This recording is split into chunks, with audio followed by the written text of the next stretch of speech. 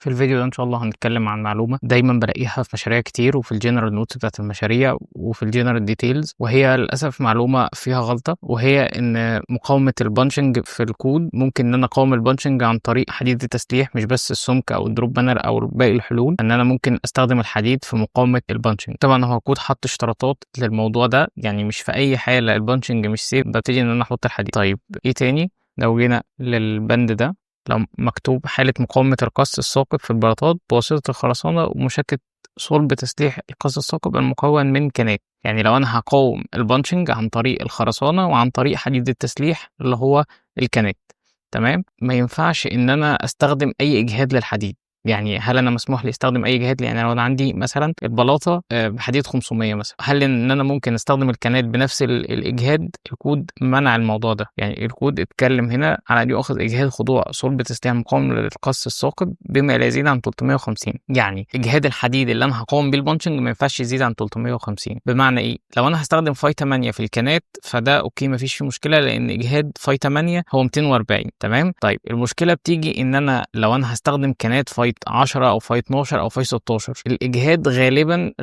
اللي بيحصل إن هو موقع بيجيب الإجهاد الحديد كله حاجة واحدة، فبيجيب إجهاد 500 أو 400 وبيبتدي إن هو ينفذ على كده. ده مش مسموح بالنسبة للكود، والكود اشترط الإجهاد إن هو ما يزيدش عن 350. فأنا دايمًا باشوفها في الجنرال نوتس إن الإجهاد بتاع الحديد 500 ومش بيميز ما بين الاتنين ومش بيحط شرط للنقطة دي، وفي نفس الوقت لما بيجي يستخدم الأقطار بيستخدم أقطار كبيرة سواء 10 أو 12 أو حتى 16 في المشاريع الكبيرة. فدي غلطة لازم ناخد بالنا منها، إن هو سواء أنت بتعمل شوب درونج أو بتعمل ديزاين لازم تاخد بالك من النقطة دي، إن ما ينفعش الإجهاد اللي عندك في البانشنج بتاع الكنات يزيد عن 350. تستخدم فاي 8 يا تطلب إجهاد مختلف عن الإجهاد اللي هو 400 و420.